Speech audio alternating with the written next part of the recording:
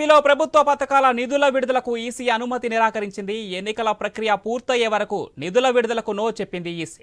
దీంతో తుఫాన్ కరువు కారణంగా దెబ్బతిన్న రైతులకు ఇన్పుట్ సబ్సిడీ, విద్యార్థుల ఫీజు రియంబర్స్మెంట్ నిధుల విడుదలకు బ్రేక్ పడింది. అయితే 149 కోట్ల అదనపు నిధుల విడుదలకు ఈసీ అనుమతి కోరింది ప్రభుత్వం. ఇదే అంశానికి సంబంధించిన మరింత సమాచారం మా ప్రతినిధి హరీష్ ఫోన్ లైన్లో అందిస్తారు. ఎస్ హరీష్.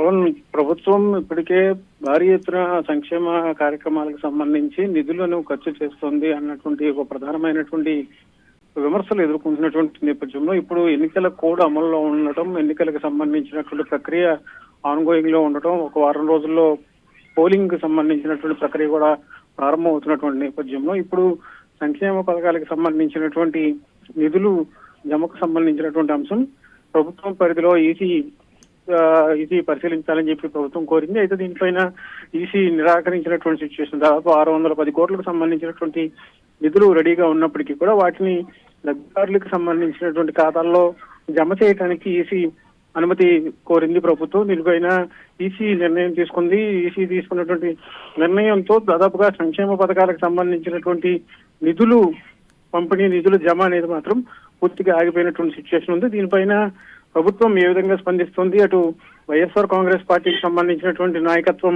ఎలా స్పందిస్తారు, న్యాయపరంగా ఉన్నటువంటి అంశాలను కూడా పరిశీలించేటువంటి అవకాశాలు కూడా లేకపోలేదు. ఈ నేపథ్యంలోనే ఈసీ తీసుకున్నటువంటి నిర్ణయం తదుపరి ప్రభుత్వ వర్గాలు కావచ్చు, వైఎస్ఆర్ కాంగ్రెస్ పార్టీకి సంబంధించినటువంటి నాయకత్వం కావచ్చు ఎలా స్పందిస్తుంది, దీనిపైన భవిష్యత్ కార్యాచరణ ఎలా ఉండబోతుంది అన్నది కూడా ఒక రకంగా ఆసక్తికరంగా మారింది.